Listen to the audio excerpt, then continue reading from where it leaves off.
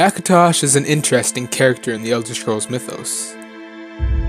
Not only does he appear in every pantheon, but he is also seen as the chief deity in all of those pantheons. Why though? Why is the same god continually venerated in every pantheon? Is it simply because he is truly how he shows himself? The god of time, savior of the empire, and overall benevolent god? Or is Akatosh, or rather the oversoul Akka, a twisted being searching for domination and power?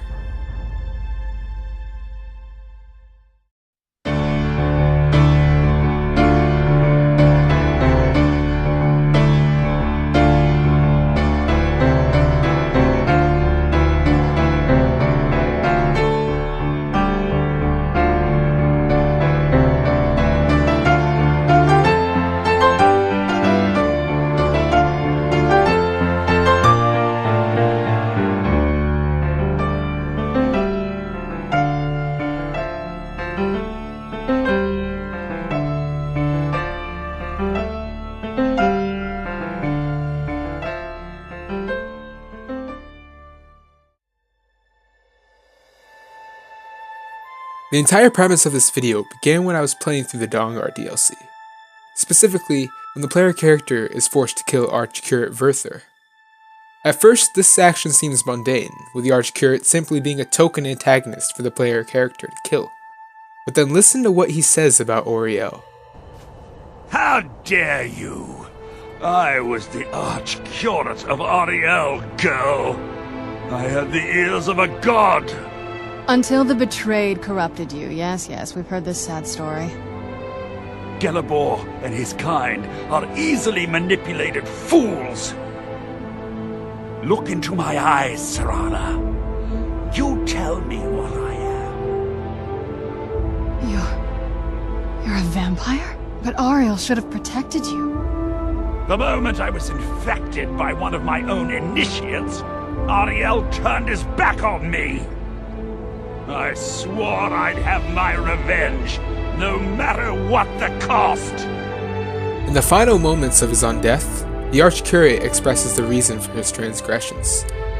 That when the vampires attacked the inner sanctum, he was turned, but he continued to fight for Auriel. But Auriel did not save his devout priest. Rather, he turned his back on the Curate, leaving him in ruin. This didn't sit right with me. Why, out of all the gods, would Auriel give up on someone that had fought to the very end for him? There must have been something much more sinister happening in the background, because such an event was bound not to be an anomaly. And so, my search began. And with a little bit of digging, I was able to put together a hypothesis on what Akka is, and why he behaves the way he does. And I believe it to be that he is not simply the god of time, or rather that he's more than the god of time. And maybe something far worse. I don't expect anyone to believe my wild claim, so I've compiled a list of evidence that I hope will at least change your opinion on the Oversoul Akka. The first thing that I immediately noticed was that Akka has never once given something for free. This is apparent many times over in the Elder Scrolls series, but none more than with the events of ESO and the Elder Scrolls IV Oblivion.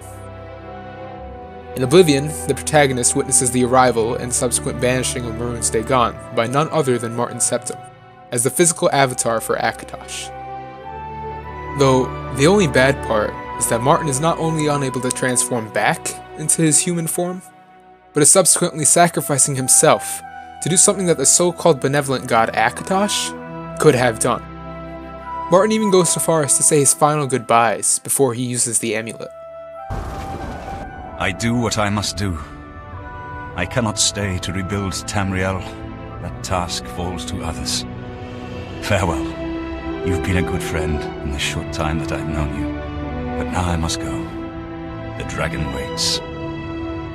Throughout this entire little clip that I showed, Martin acts as though he had already known the things that would come, and that there would be a point where he would need to offer a sacrifice to Akatosh. A sacrifice to save the very people Akatosh had claimed to protect with the Dragonfires. Similarly, the final mission of ESO involves a player character having to sacrifice one of the 5 companions, people who fought for the very sake of relighting the dragon fires and saving the Empire, only to have one of their own sacrificed to obtain the power that Akatosh had promised them, as the player character doesn't have a soul of their own to sacrifice. The whole act seems inevitable, as evidenced by the Emperor's own words. Remember Vestige. We fight for our people. We fight for Tamriel. Evil might be kept at bay for a time, but it can never be completely eradicated. What is important is that we resist it, that we fight on and keep fighting. This inevitability of a sacrifice to obtain power doesn't seem right, because in the end, the outcome is always the same. A sacrifice, typically of a life, for a temporary power.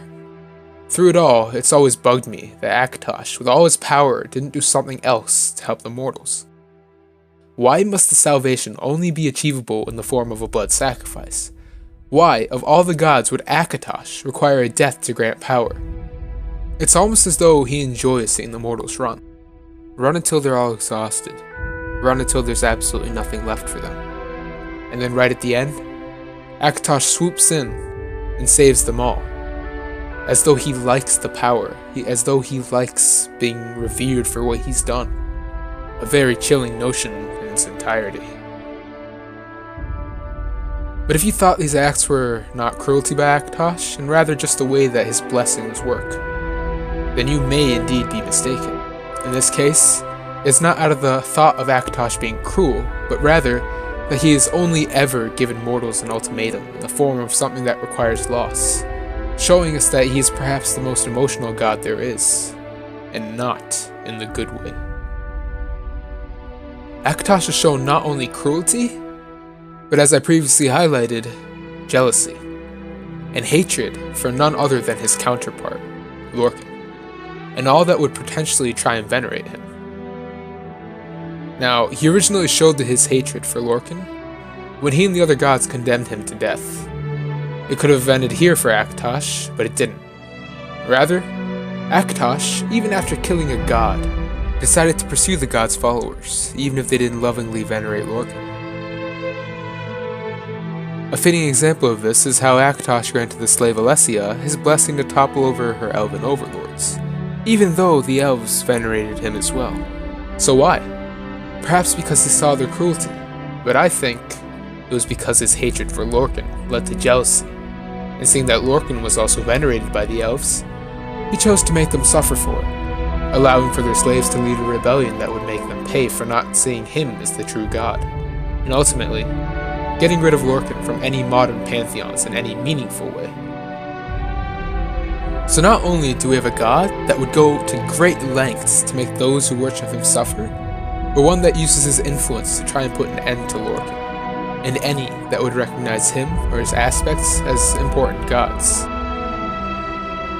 With the main storyline of Skyrim being a potential thread of Akatosh's psyche that broke off, attempting to destroy the Dragonborn, who, as many have theorized, is an avatar of Lorcan, showing that perhaps, in an attempt to clear his conscience of any evil, Akatosh mistakenly ended up trying to destroy the one thing he's always tried to destroy, Lorcan, or in this case Shor, as that is what many have theorized the Dragonborn is. It is with that I would like to present my final piece of evidence, the connotation of Akka's various names in real-life subjects. For me, this was the final nail in the coffin, for Akka's case came in the form of the Abrahamic religions, whereas the name Oriel, which is also written as the name Uriel, is the name of the Angel of Death. This got me thinking, if the name Oriel is literally taken from the name given to the Angel of Death, then perhaps the Oversoul of Akka is not simply the god of time, but rather the god of death, or at least is more than what he appears. Maybe being even an extra god of death, or the true god of death, where the use of kalpas has essentially created a cyclical prison for all souls, making them live an unlivable death. Additionally, Akatosh, for some reason, requires blood sacrifice to fuel not only his power, but also the gifts he gives mortals. So perhaps Akka has been masquerading as the god of time, simply to gain more followers. Or he actually is the god of time, but with a malevolent duality, something that we may have already seen glimpses of in the past. Either way, the evidence of Akka's cruelty in the face of mortals, as well as the real-life connotations of his name, have led me to at least conclude that what he shows is not really what he is. And that perhaps the reasons why Lorkhan is constantly at odds with Akka shows that Akka is hiding something. Something much more sinister than what any Daedric prince could possibly think of. And something so sinister that it may forever change the course of the Tez universe. But the one thing I want the people watching to walk away with is not that Akatosh is some death god, but rather that he's not as he shows himself. And that maybe Akatosh, when he first became a god, did have good intentions, and along the way, he might have changed, became corrupt. Similar in a manner that Lorkhan himself did, where Lorkhan was originally sent down to return Mundus to the Void, but through time fell in love with its creation. In a similar manner, Akatosh may have been the exact opposite, sent down to help the world, but eventually began to hate it. And with that hate, he became cruel, and through that cruelty, he began doing the things that I've mentioned, perhaps changing what he truly was to a sort of god of cruelty, and not a god of time. But the true tale is for you to decide, as I myself am an unreliable narrator, something which the Elder Scrolls narrative had previously thrived off of. But that ordeal is a story for another time.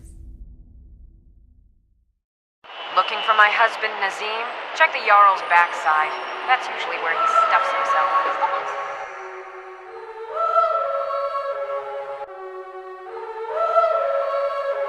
Rorik Pete. Hey, Taff. Jarl. Hey, hey, hey, Jarl. Hey, hey, hey, Jarl. Hey, hey, hey, Jarl. Hey. Okay, Jarl's backside. Jarl's backside. I'm from the Jarl's backside. Hey, hey, Jarl's backside. I'm from the Jarl's backside. Jarl's backside. I'm from the Jarl's backside. Hey, hey, Jarl's